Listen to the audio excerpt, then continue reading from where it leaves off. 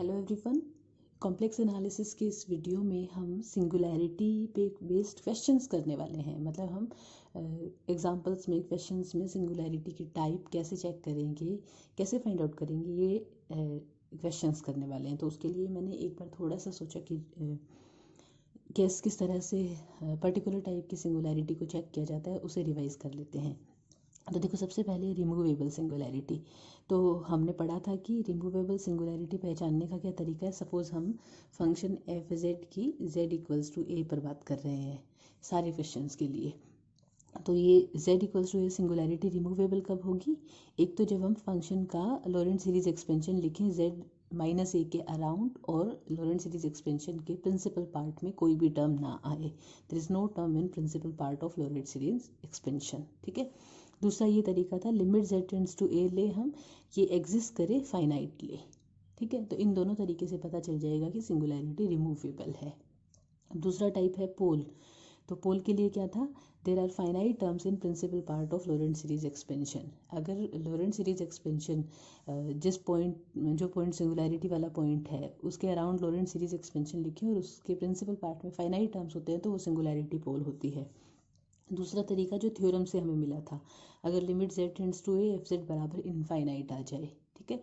और तीसरा तरीका ये था limit Z tends to A Z minus A की पावर एम एफ जेड जो है not equals to zero and finite आए।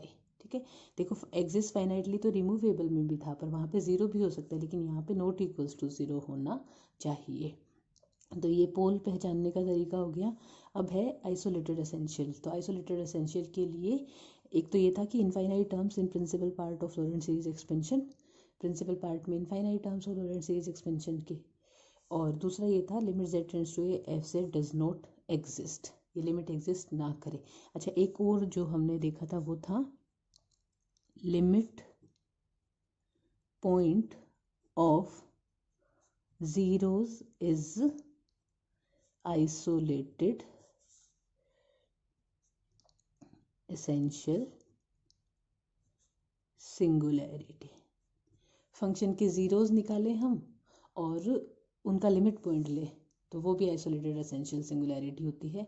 तो इसके साथ एक और रिजल्ट आ गया हमारे पास नॉन आइसोलेटेड का, नॉन आइसोलेटेड एसेंशियल सिंगुलैरिटी। ये कहाँ कब होती है? Limit point of poles, limit point of poles. ठीक है। और तरीका सिंगुलैरिटी निकालने के लिए तो हम फंक्शन के डिनोमिनेटर को ज़ीरो के बराबर करते हैं और ज़ीरो निकालने के लिए फंक्शन के न्यूमरेटर को ज़ीरो के बराबर करते हैं। तो अब इस पर बेस्ड क्वेश्चंस करते हैं। तो सबसे पहला जो क्वेश्चन मैं लिखने वाली हूँ वो है 1/z ई की पावर z माइनस 1।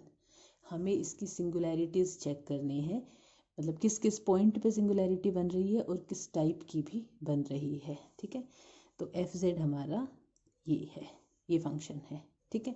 तो सबसे पहले सिंगुलैरिटी के लिए हमें सिंगुलैरिटीज ऑफ एफ ऑफ जेड, हमें फंक्शन के डिनोमिनेटर को, ये फंक्शन का न्यूमरेटर ये डिनोमिनेटर, डिनोमिनेटर को ज़ीरो के बराबर करना है। z ई की पावर z माइनस 1 इक्वल ज़ीरो। ठीक है। यहाँ से एक तो आ रहा है z की वैल्यू ज़ीरो, एक आ रहा है ई की पावर z माइनस 1 इक्वल ज़ीरो। ई की पावर z इक्वल 1 आ रहा है। ठीक है। इससे हमें z की वैल्यू कैलकुलेट करनी है। तो देखो, e की पावर z इक्वल ये हो जाएगा e की पावर 2n पाई आयोटा, क्योंकि e की पावर 2n पाई आयोटा जो है ये होगा कोस 2n pi plus iota sine 2n पाई, और साइन 2n पाई हमेशा ज़ीरो होगा और कोस 2n पाई हमेशा 1 होगा। ठीक है। क्योंकि कोस जो है वो ज़ीरो पे 1 होता है, 2 पाई पे 4 पाई पे जो पाई के इवन मल्टीपल्स होते हैं उन पे 1 होता है, इसलिए यहाँ पे 2n पाई लिखा है। ये जनरल तरीका है फाइंड आउट करने का। अदरवाइज हम ये भी कर सकते थे z ई की power z equal 1 z equal log 1, है ना, लेकिन वो सिर्फ एक वैल्यू आती है। और कौन कौन सी वैल्यू के लिए ये पॉसिबल हो सकता है, ये निकालने के लिए हमें इस तरह से लिखना पड़ेगा। तो यहाँ से z की वैल्यू आ रही है 2n पाई आयोटा। ठीक है। और n जो है वो इंटीजर है। ओके, तो अगर हम वैल्यू पुट करके देखें यहाँ पे, तो z बराबर, देखो n जब 0 होगा तो ये वैल्यू 0 होगी, n जब +-1 होगा तो +-2 पाई आयोटा, ठीक है, +-4 पाई आयोटा, इस तरह से आ रही है ये सिंगुलैरिटीज। ओके, अब देखो 0 एक बार यहाँ आ गया और एक बार यहाँ आ गया, तो वैसे समझ आ रहा है ये 2 बार आ रहा है, तो ये कुछ z² जैसा बन रहा था। अगर हम यहाँ पे इसका सीरीज एक्सपेंशन खोलते ना, तो e⁻z का, तो z² कॉमन आता, तो ये पोल होगा ऑर्डर 2 का, ठीक है, क्योंकि अगर अपोन में ऐसे साफ साफ टर्म बन जाए तो वो देख कर पता चल जाता है कि हाँ ये पोल बनेगा। तो z=0 और इन पॉइंट्स पर हमें चेक करना है कि किस टाइप की सिंगुलैरिटी है। 0 2 बार आ रहा है, ठीक है, तो यहाँ तक तो हुआ कि कौन से पॉइंट्स पर सिंगुलैरिटीज़ है। अब हम सिंगुलैरिटी का टाइप चेक करेंगे, ठीक है, तो टाइप चेक करने के लिए जो हमारे मेथड्स हैं वही यूज़ करेंगे हम। तो सबसे पहले हम z=0 की ही बात कर लेते हैं, ठीक है।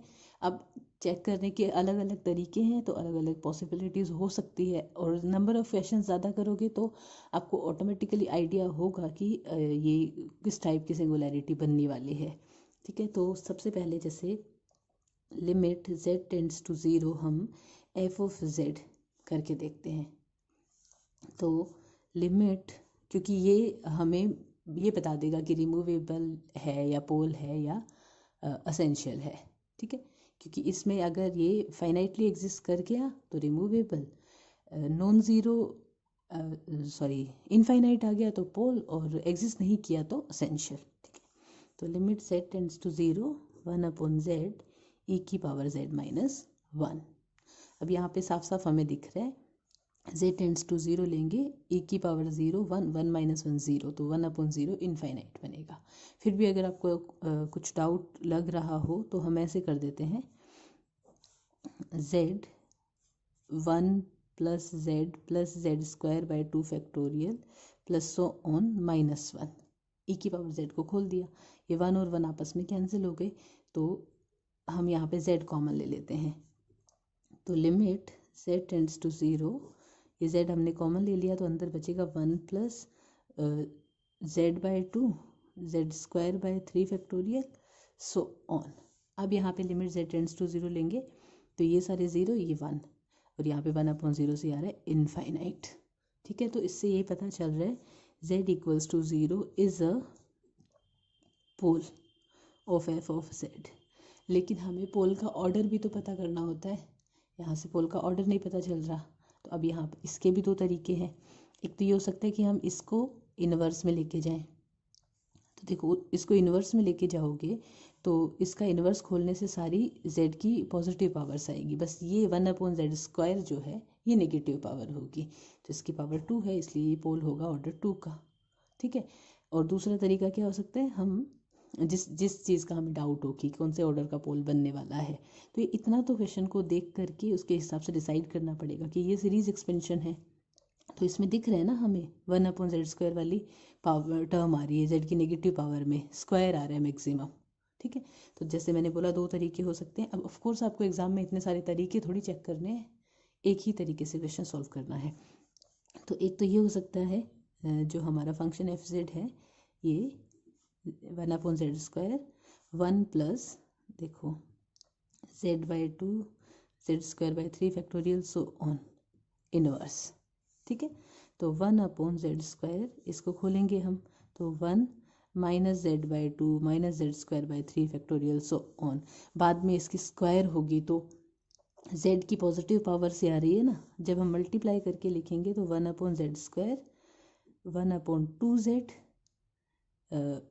ये होगा 1/3, इसके बाद आएगा z/4 सो ऑन, ठीक है। इसके बाद z, फिर z², z³, इस तरह से टर्म्स आएंगी।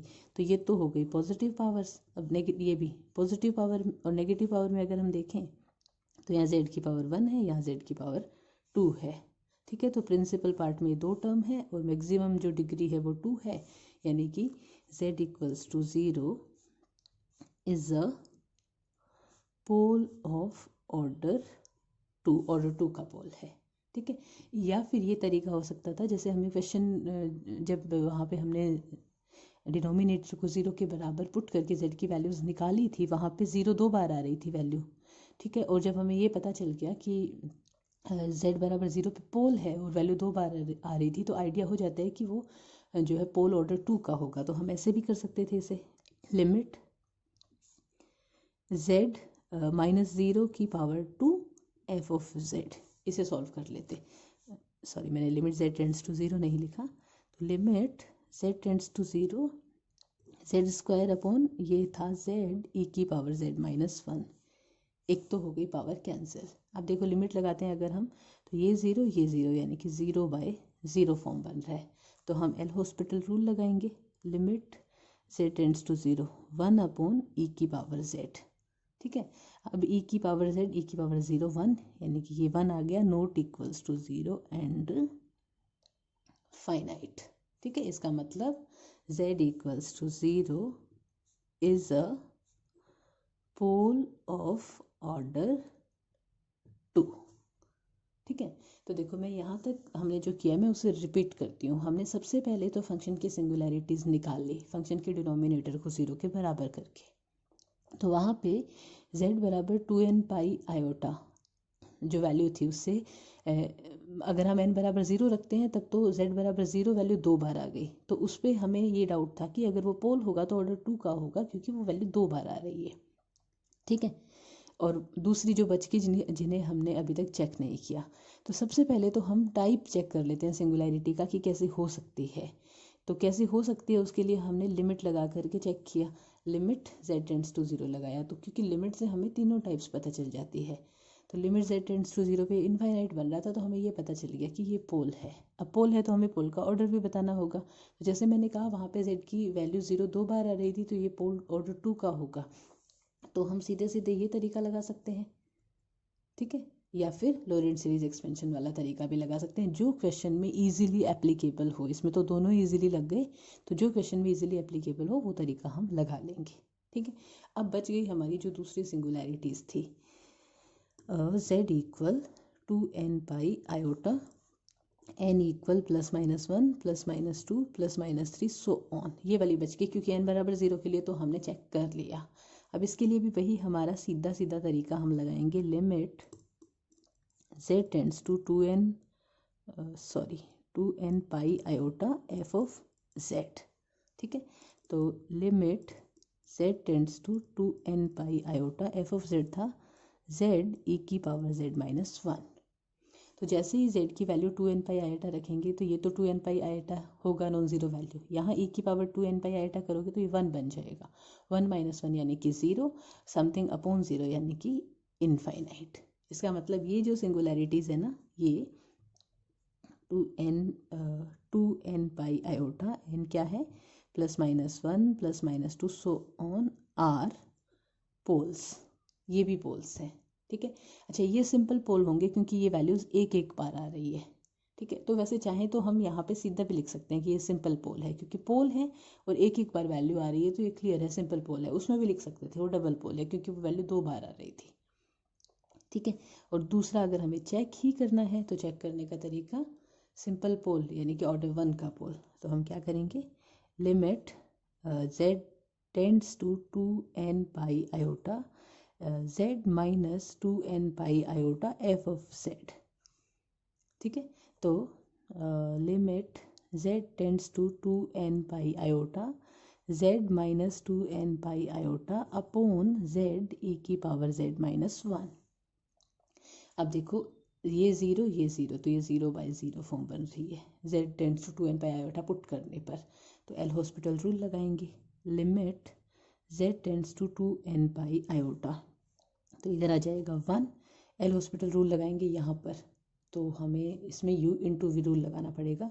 तो e की पावर z -1, और एक बार हम इसका e की पावर z का करेंगे तो z e की पावर z, ठीक है।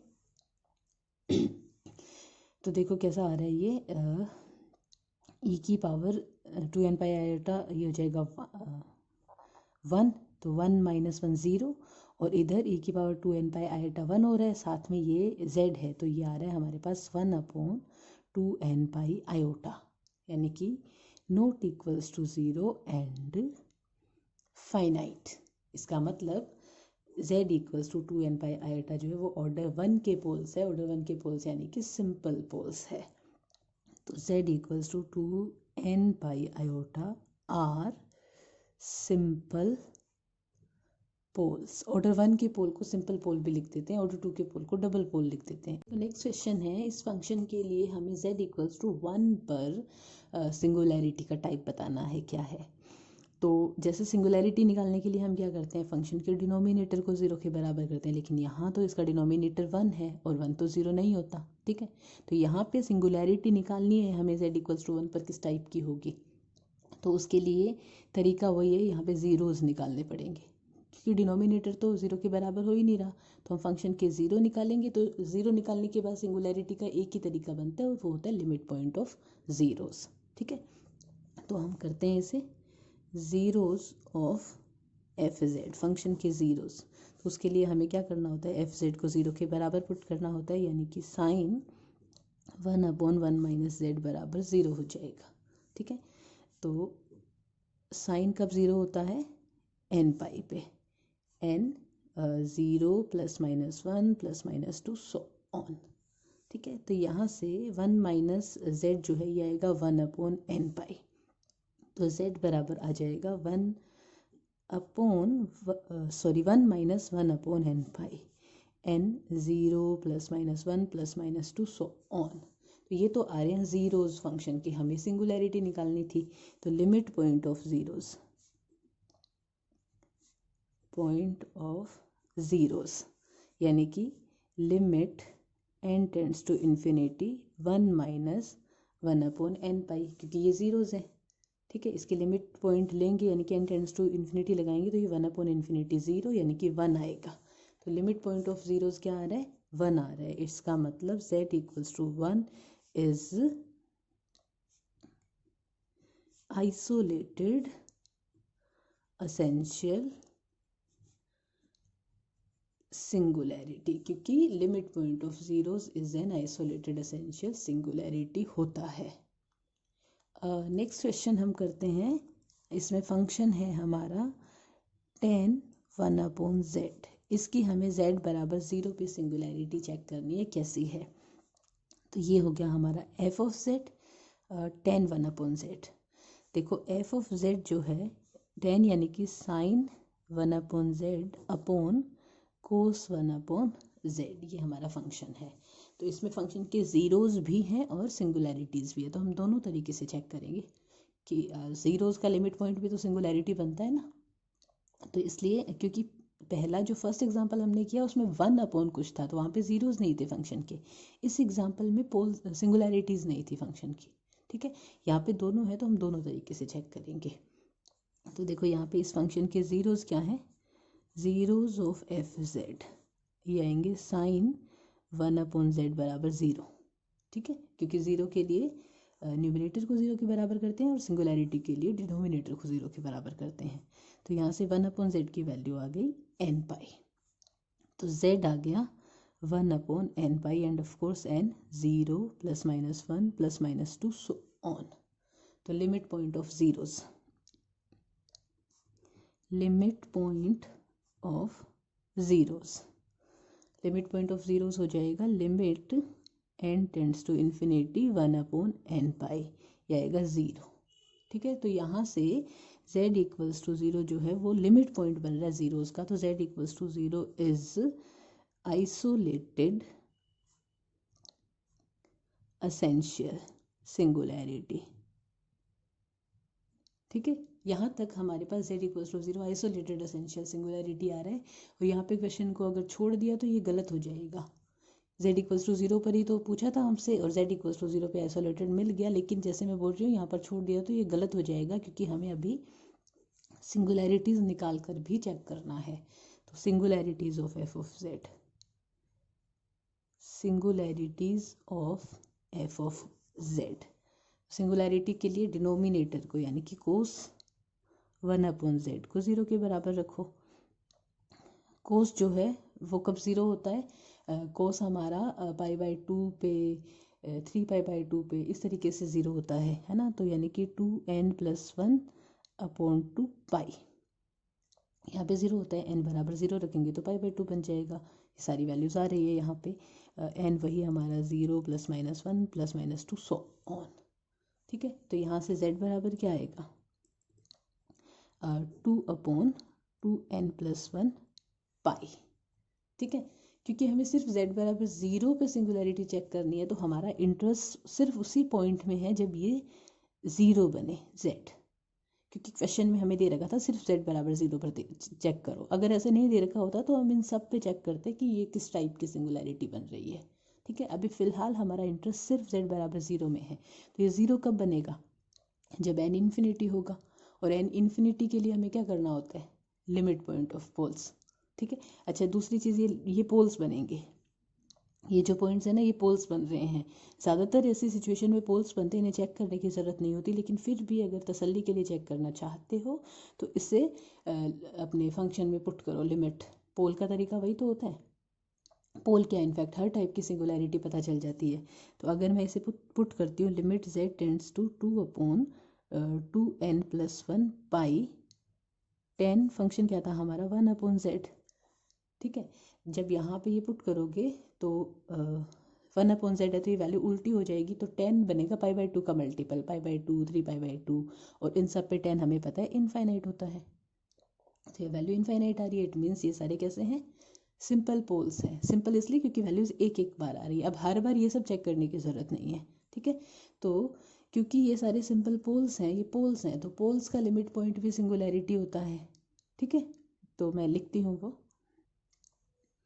here z equal 2/2n+1 pi are poles of f of z, poles हैं। ठीक है, तो लिमिट पॉइंट ऑफ पोल्स